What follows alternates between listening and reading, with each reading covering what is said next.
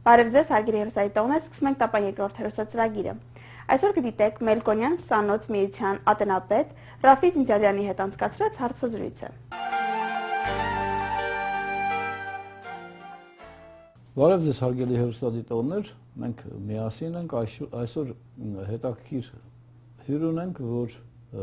որը ներկայացնում է Մելքոնյան սանոց միության ատենապետն է եւ ամբողջ մելքոնյանցիների միությունը Միացյալ Նահանգներում ներկայացնում է հիմա կասեմ ինչի համար, ուրեմն իմ զրուցակիցն է Ռաֆի Ցնցալյանը, որը ինչպես գիտեք նայել է ավարտել, Ռաֆի Ցնցալյանը ավարտելով Մելքոնյան վարժարանը հավատարիմ է մնացել իր վարժարանին եւ վերջերս պայքար եղավ իրենց համար վերջի տարիներին մի դեպք պատահեց, որ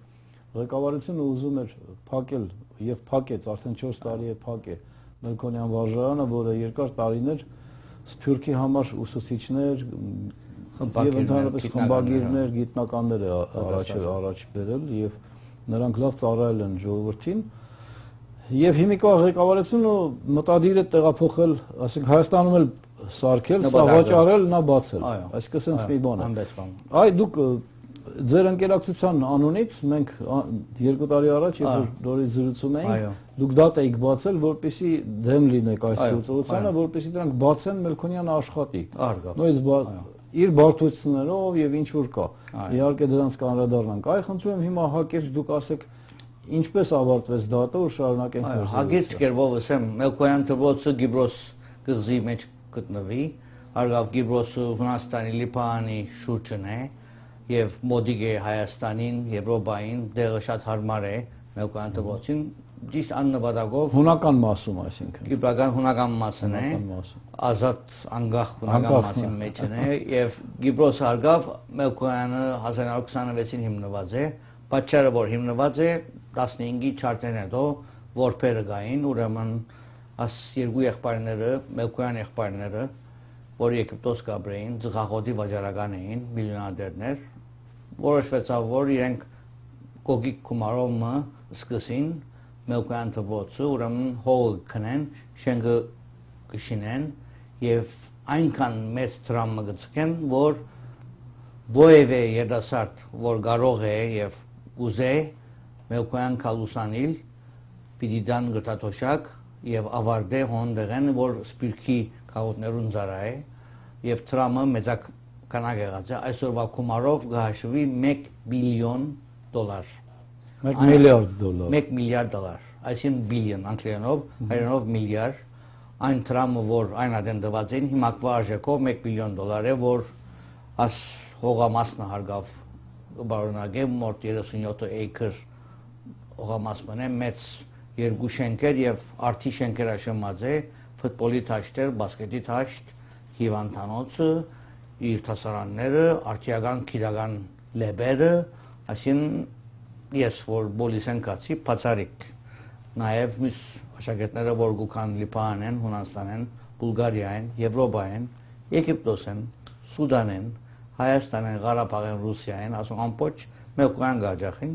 որ ասուսումը առնեն եւ հետո համալսարանները, քանի որ Մելքոյանի մագարտակը անչափ զորավոր է, նույնիսկ Գիբրոսի մեջ առաջին 3-ի մեջ գինա Մելքոյան դպրոցը։ Ուրեմն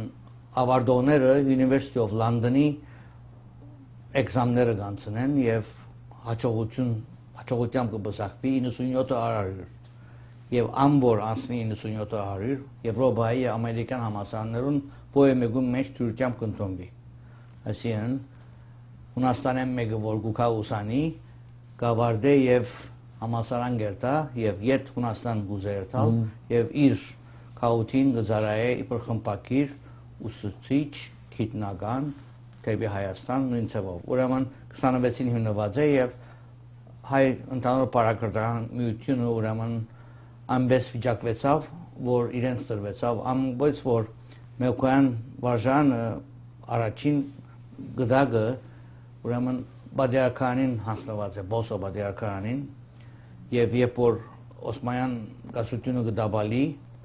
Թուրքիո հանրապետությունը պիտի սկսի բոսո բادرքությունը անանքից կսկա եւ ուզե այս գդագը Գյուլբենկյանին կամ Երուսաղեմի բادرակության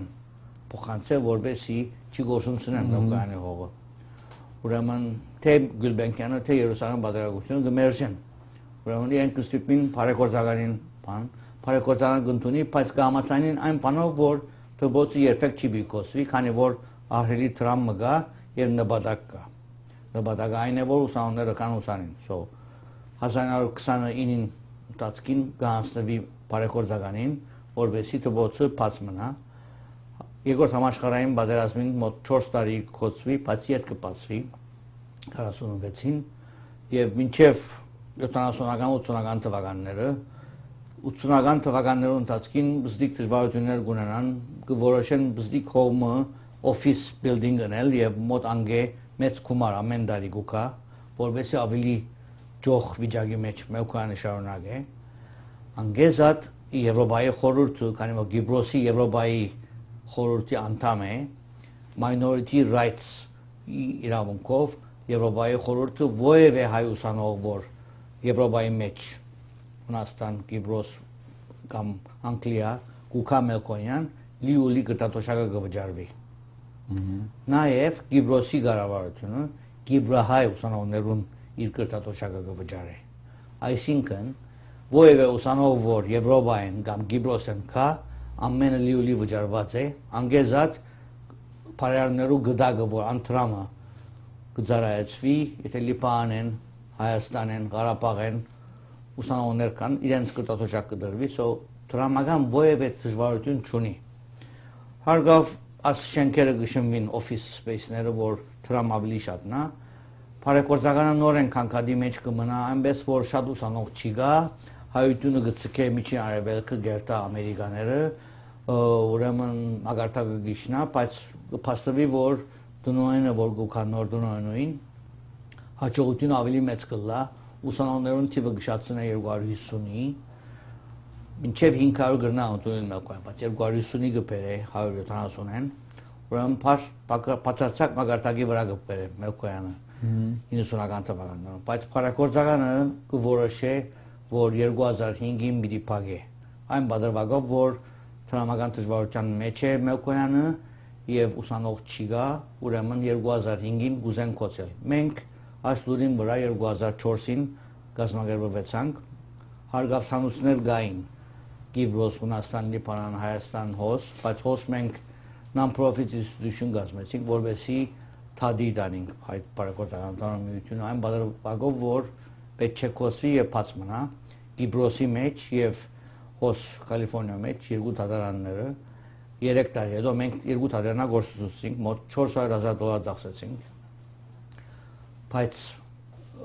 այն բանին եկանք, որ լավ որ թադը բացինք, թե ոչ մինչև հիմա մեկոյանը ծախված էր։ Թադի պատճառով մենք իրենց կեցուցինք, իրենք չգրցանք ծախել եւ այսօր մեր շնորհիվ մեր Կիպրոսի շրջանավարտիչ միության շենքերուն 60-100 հողին 60-100 ֆրիզ տրված է Կիպրոսի կառավարության կողմէ եւ չգնա ծախվել։